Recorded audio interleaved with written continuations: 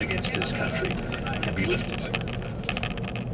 A senior police officer has apologised for comments he made about a young girl repeatedly raped by a paedophile.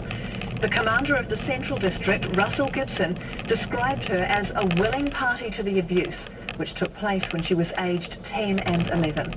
Rachel Tiffin has this exclusive report. This blurred photo is the only one that remains of a Manawatu teenager as a child. The sexual abuse she suffered at the hands of father of 7, Robin Abraham, sent her spiralling into a life of self-harm, and all other photos were destroyed too. Even the word monster doesn't put him in the right perspective. He's a predator. So when her family saw this letter from Superintendent Russell Gibson to Abraham's wife, in response to questions she'd asked, they were devastated. It says there is evidence contained within the file which clearly establishes that the young girl was a willing party to these instances. But as I explained to you, this is irrelevant in terms of the charge. To me, the police have let my family down so much. Gibson says he knows a young girl can never be considered a willing party to sexual activity and made a very poor choice of language explaining the law around consent. Surely a district commander should know better.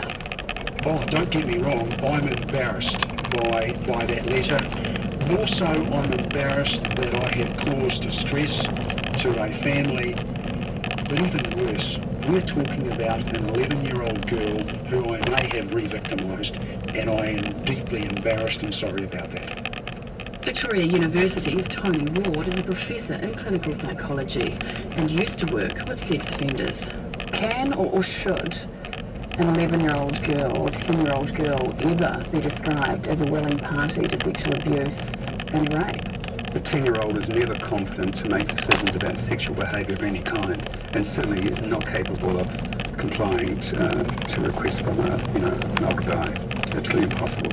In her victim impact statement, the girl said, "Before I turned 10, my life was perfect, and after I turned 10 and Robin started doing things to me, my life was turned upside down.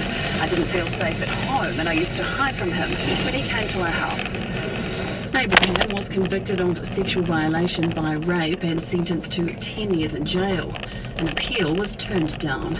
Gibson has written to the family and apologised for his choice of language, but they say that's not good enough.